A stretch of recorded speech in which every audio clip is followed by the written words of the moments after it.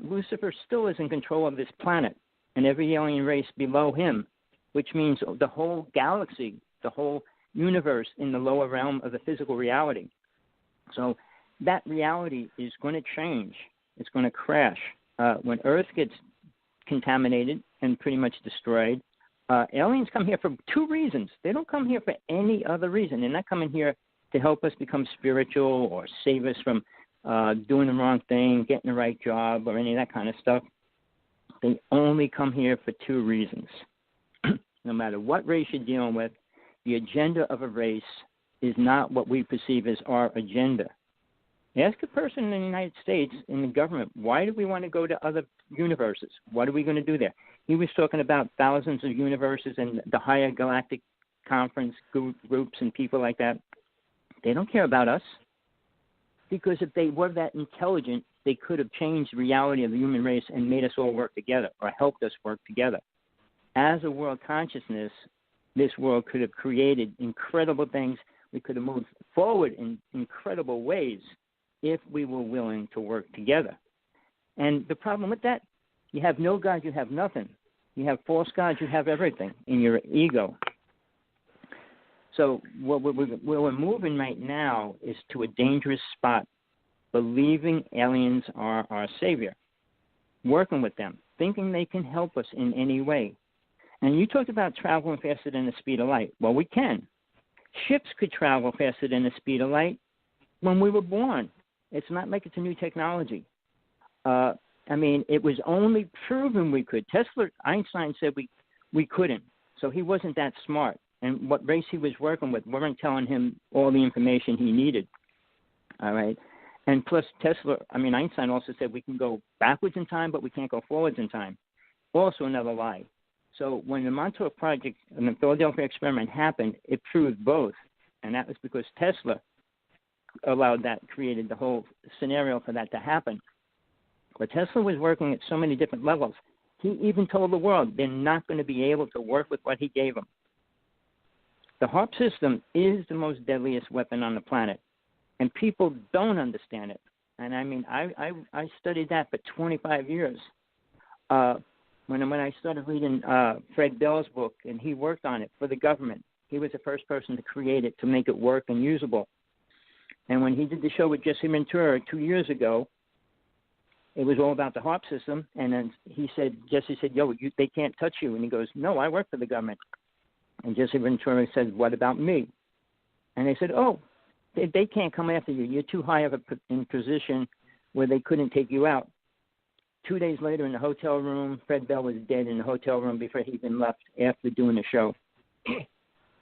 So his book is one of the most incredible books about what really went down in the UFO world, because he was friends with Billy Myers. He did travel on the Pleiadian ships.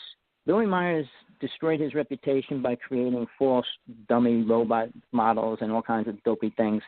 Plus, he created half of the technology that he said he was working with. But something that he did, nobody else has ever did, he made 100 prophecies in 1950. He gave them to every world government. And about 89% of them happened already. There's only a few more left that he prophesied that will happen. He described the galaxies, everything we were going to find, everything that's going to happen. So he was working with the Pleiadians. And Pleiadians is the way it's said. And they don't want to deal with the human race. They didn't, and they don't. When we shot one of their ships down, Billy Myers was told if we shoot one more ship down, they will declare war on the United States. But there was a lot going on. And then people were trying to get Billy Myers to the United States and stay here and everything else. But that never happened because they tried to prove he was a fake in so many ways, which he did. His own wife went against him. But the reality is all this UFO stuff has nothing to do with helping a person understand what's going to happen to them when they die. Life's about death. Buddha said every second you should be thinking about death and dying because you're getting closer to it. Everything the government's doing is nothing about saving soul or helping soul in the future, where it goes, what happens. They don't deal with reincarnation. Aliens are reincarnating into the physical world now in great numbers. And I know people don't listen to the truth, but these people that claim they were walk-ins or they're aliens, it's because they were, but not in this lifetime. Souls reincarnate. They reincarnate like in an average of 150 years or more, up to 500 years. And where they want to reincarnate? The planet Earth. People still have the idea that we're going to go back to the Golden Age, which was destroyed by two certain races. And I mean, all the stories of Enoch and Anu and all those beings and who did what and all that, it's a great story. But the reality is there was multiple races here before them. And when you hear about thousands and things, I mean, even your husband said he worked with 37 alien races, right? So there's I don't remember how many, but yeah. He said 37. Oh, no, I listened to every word he said. Yeah. But and when you talk about things, we're immortal. I did a show on that. You should listen to it. Immortal means living forever, not dying. The only thing that's important about the word, if you want to accept it, is being aware of that. If you live for 10 billion years and you're only aware of 100 years or 60 years, you're not immortal. You don't know anything about yourself. You don't know who, what you did, where you went, what race you were, what sex you were. You don't know anything. So saying you're immortal isn't important until you become aware of all that. I'm aware of all my lifetimes, even being an alien race before Atlantis. So when we talk about immortal, I know you say it a lot, but you need to be aware what that really means to you, not to, soul never dies. Well, just so people want to know this or not, God can destroy soul. It's the only thing that can. If it desires a soul that's too evil, that it will keep destroying everything it creates, it'll take it out. And whether people want to believe that or not, no, we're all immortal. Who proved that? Name one person that could prove we're all immortal and that we can't be taken out. So concepts and theories and all these ideas about the wormhole and all those things, go into a wormhole and you don't know where it's going to go is a pretty stupid idea. And when he said, what's his name, Ken, said something about the wormhole and those aspects, when CERN is trying to create a black hole. Are you talking about... Ken didn't say much about that at all. He didn't even get a chance to speak. That's why I was having him on tonight. Dan Cooper. Dan T. Cooper. He's done patents. Yeah, I'm the one that brought that up because there's several types. But he's talking about the type that is in this solar system. And strictly, you have to have used it to know what it's about. You can't possibly imagine it unless you've used it. And the type that I was talking about is created in space, and they have the technology, at least where I was, to use it and to predict those. He was aware of it because he knows about it, but he's been there and done that. So it's stuff that we're actually had for a very, very long time. It's just not been made public. And so what he was trying to tell people that haven't used it was that there's ones that are like the ancient race that maybe people have heard about that are permanently situated when they created the solar system here. But the difference is when you use wormhole technology in space, this is a different level. We have a different type of technology that can predict where they are and where they are going, both ends exactly. But what we cannot understand sometimes when they're going to collapse, which some of them are open continually, but some of them come and go. They come like a spark and they open. But I've seen it and I've actually used it. But this, how do you explain that? This is where we're going, is the people that can't possibly, if they haven't done it, they have no explanation of other than in I movies. understand that. In movies, like when he said Star Wars, when he said Star Wars is real. I didn't say that. No, he did. Oh well, I think Dan Cooper. Dan said everything in that movie is real. It's like traveling through space and fighting alien races. Sean Morton's book talks about the two wars we had. Putin even said it. Putin said there's two races trying to destroy the planet right now. He said that 6 months before President Trump was elected. So the concept of like aliens are here to help us, well, there's many aliens here for a lot more reasons than to help us. And the number one reason life lives is for food, not for any other reason.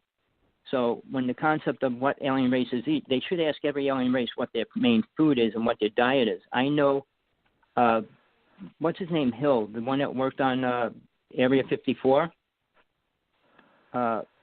He's a cool guy. He worked with the light beings that go past the grays. They have 4 different bases there: Area 51, Area 52, Area 53, and Area 54. And he worked at Area 54 with these light beings are, and he said they're dangerous to the human race because they can't come near us or we get burnt up and die. But he worked with them, and he worked with the children there because he was working for the government, testing air balloons and weather balloons and all that kind of stuff on their ground, and he made friends with them. But he's doing a big lecture very soon. I just got the email yesterday. He's going to talk about going faster than the speed of light with the theory, with his whatever. And he's going to be doing a whole workshop somewhere in the United States on that, I think this month. So everybody's trying to move forward and going into the future.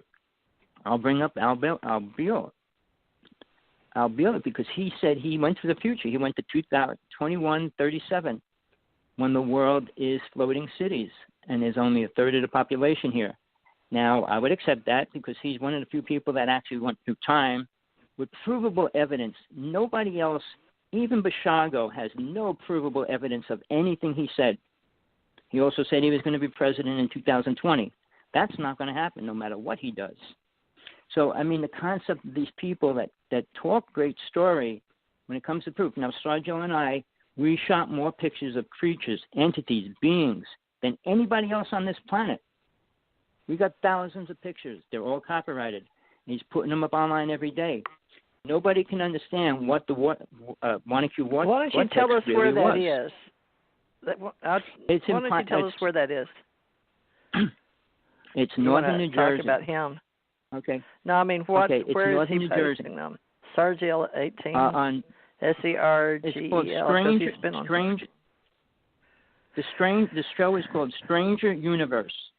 STRANGER Universe. And he's putting one up or two up every day. He's going to put some outrageous stuff up for Christmas. He's going to show things that don't exist, that are real. So he's proving what the vortex is. You talk about a wormhole. It's a wormhole into a dimension of creatures, entities, beings, demons, you name it. And they're all coming through because when Janet said the rip, happened on Long Island. No, it didn't happen on Long Island. It happened in Wanaque, New Jersey when the ship when it crashed there. So there's a lot of people, like the other person who talks about who was one of the speakers. Wanaque, New Jersey is northern New Jersey. And it's Vortex. So that's being talked about with Sargel 18 Strange Universe. And you can find it, the Wanaque Vortex Part 1 on YouTube, Strange Universe. And he's been on here on this show, and we have him recorded several places, actually, from quite a long time ago. And but he put Brian almost 100 videos up. He put up 100 videos in the past 3 months. Every video he put up, he puts pictures of things we shot. Some don't look that good because it's over a computer. When you look at the actual photograph and blow it up, and the images and stuff we have are incredible. So, but we do have pictures of ships. We shot a picture of a plane, a ship in back of the Empire State Building from 40 miles away. I mean, we got some incredible photographs of ships. Why don't you tell us how you met? And I was talking about the clouds, and then you open them up and things may come out.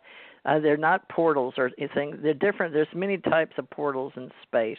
But we were talking about here in this reality. And this right here on the planet. On the planet, Tommy, that's where you work. Right. On the planet. So just talk about there's various levels. No, everybody knows what they know, but then what they've experienced. And everybody has filters and perceptions of what it is they're seeing. But you, at some age, worked with him, didn't you? Brian Williams, yes, right? But here's the thing. It's the level of a person ready to open up to truth. Now, the word we use is what vortex, did you see? I was portal. trying to explain about the clouds. And, for whatever person thinks what it is. But you saw it. Tell us what you saw your firsthand experience, because you and Brian Williams were working together. How did you guys meet?